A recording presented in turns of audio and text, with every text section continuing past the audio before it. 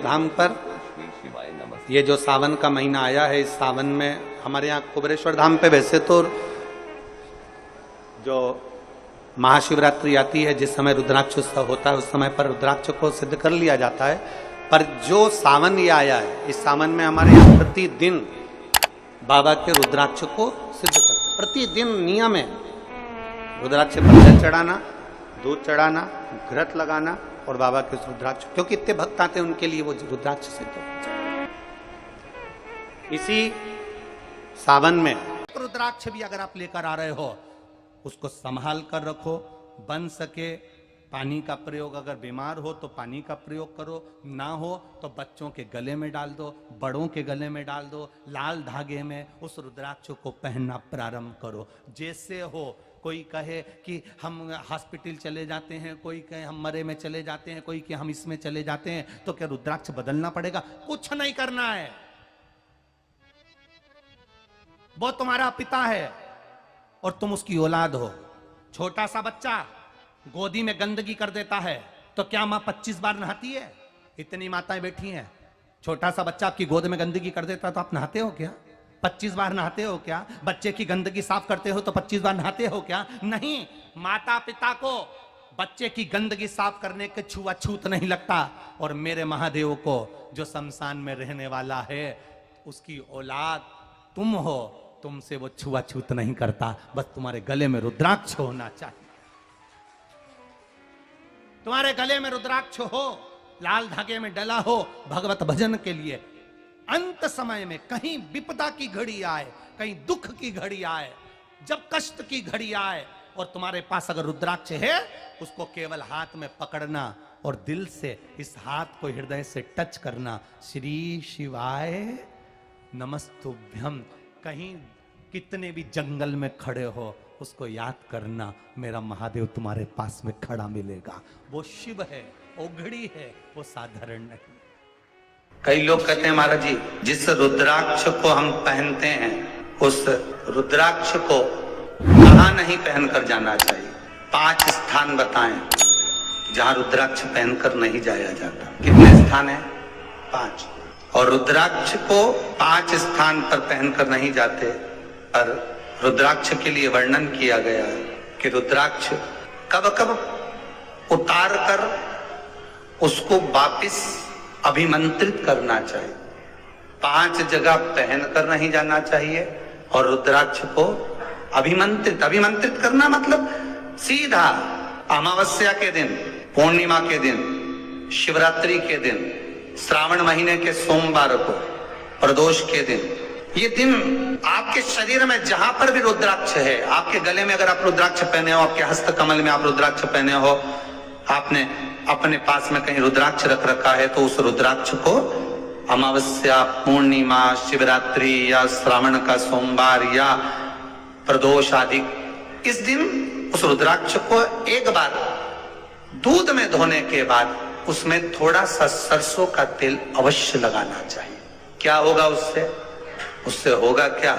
शिव महापुराण की कथा कहती है, महाराज रुद्राक्ष को दूध में धोने के बाद, स्नान कराने के बाद जल से स्नान कराया, थोड़ा सा सरसों का तेल लगा दिया। महाराज क्या मिलता है उससे? तो कहा उस रुद्राक्ष में बल प्राप्त होता। कौन सा बल? जो शरीर के अंदर बीमारियां बढ़ती हैं, उस बीमारी को वो रुद्राक्ष धीरे धीरे समाप्त करना प्रारंभ कर देता है। पर एक और चीज याद रखना, जिस रुद्राक्ष के पानी को आप बीमारी के समय पर गलाकर पीते हो, उसमें सरसों का तेल नहीं लगाना। उसमें सरसों का तेल नहीं लगाना।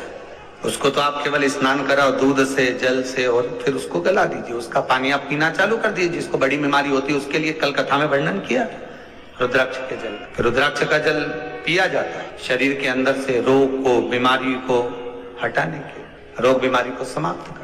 तब 5 स्थान बता दिए, 5 जगह बता दी, 5 स्थान निश्चित कर दिए जहां पर रुद्राक्ष को पहनकर नहीं जाना। पहला, किसी की मृत्यु वाली जगह पर। दूसरा, जहां पर बच्चे का जन्म हुआ, मृत्यु आदि जगह पर सूतक लगती है। जहां बच्चे का जन्म लगता है वहां सावड़ लगती है। मतलब जीव जाने के बाद दुख का सूतक होता है।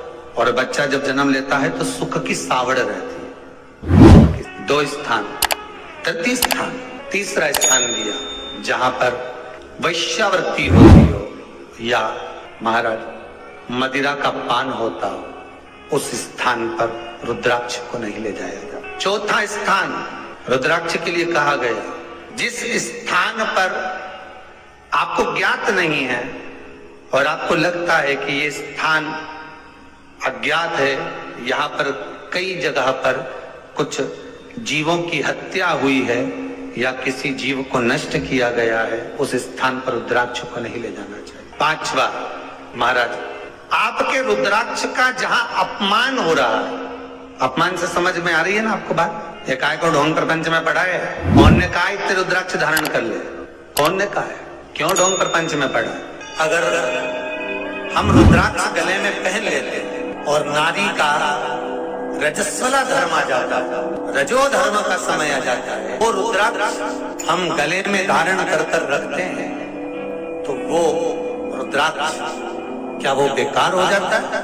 पहले एक बात बहुत अच्छे से समझ में, आप सन्यासी हो, जम के बोलो जरा, आप तपस्वी हो, आप साधक हो, आप उपासक हो, या आप बैरागी हो, आप एक गृहस्थी हो, घर में रहने वाली माँ गोदी में रखा हुआ बालक अगर गंदगी भी कर दे, पूरे कपड़े को भी बिगाड़ दे, तो माँ बच्चे का कपड़ा बदल देती है और बदल कर माँ को ये जरूरी नहीं है कि उसको साड़ी बदलना, उसको कपड़े बदलना या उसको फिर नहाना।